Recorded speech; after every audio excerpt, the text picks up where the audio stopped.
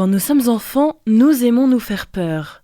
On aime que l'on nous raconte des histoires qui nous tiennent éveillés le soir. Et puis, quand on grandit, on se demande d'où vient cette légende, pourquoi et comment ce lieu est-il devenu ce qu'il est aujourd'hui. Au début des années 1950, aux Philippines, une jeune fille de 17 ans, Clarita Villanueva, est en proie à de terribles démons et c'est sur ce cas de possession que nous allons nous pencher aujourd'hui.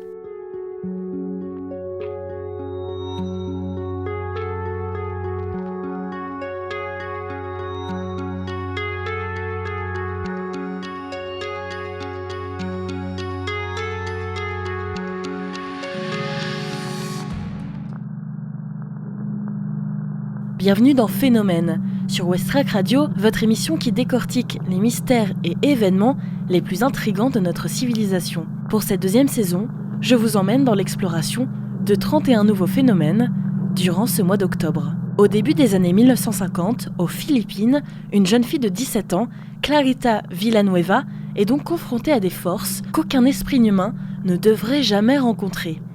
Des entités invisibles qui la mordent, la terrifient et se défie de toute explication. Clarita n'avait connu ni son père, ni la sécurité. Sa mère est médium et voyante et l'a élevée dans un monde de spiritisme et de tromperie. À 12 ans, Clarita perd sa mère et se retrouve seule dans la rue, recueillie par des prostituées qui l'incitent à vendre son corps pour survivre. Plus tard, elle fuit pour Manille, travaille comme une femme de chambre, puis comme danseuse, essayant de se frayer un chemin dans la vie malgré l'adversité. Et le 6 mai 1953, tout bascule. Clarita est arrêtée pour vagabondage et enfermée dans la prison pour femmes de Manille.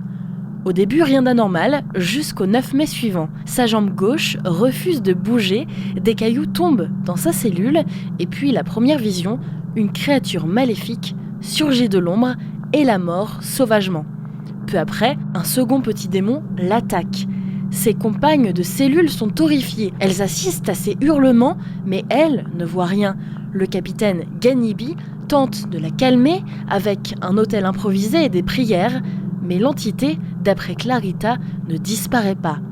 Les jours suivants, les attaques se multiplient. Dans le bureau du capitaine, sous les yeux des gardes et des médecins, des morsures apparaissent miraculeusement sur les bras et sur le cou de la jeune femme. Les scientifiques ne comprennent rien. Même les traces de dents semblent impossibles.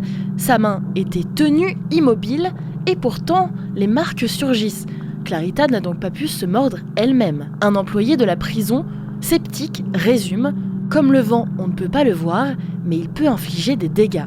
Mais ici, le vent mord et il fait saigner Clarita. » Alors, un pasteur américain, Lester Sumrall, est alerté par la radio.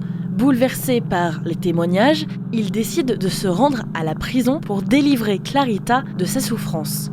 Dès le premier contact, les démons se manifestent, parlant par la bouche de la jeune femme dans un anglais qu'elle n'a jamais appris. Les attaques sont féroces, les morsures continuent, même sous les yeux du pasteur. Mais à chaque séance de prière, la force du révérend affaiblit les entités.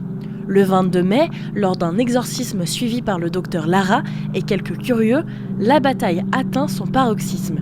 Les démons hurlent, maudissent et tentent de terrifier tout le monde. Mais la puissance de la foi finit par les faire disparaître.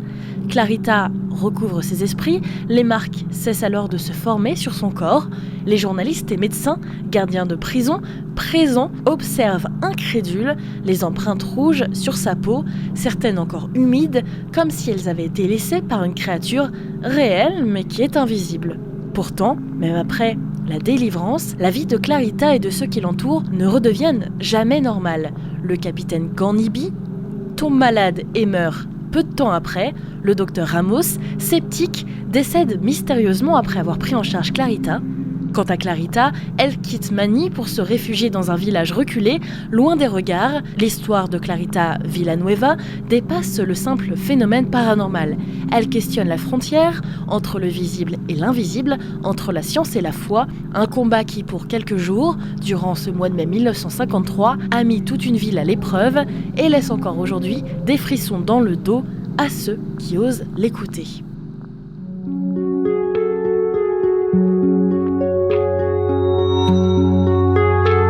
Merci d'avoir fait ce voyage avec moi. Je vous emmène prochainement à la rencontre d'autres phénomènes sur West Track Radio.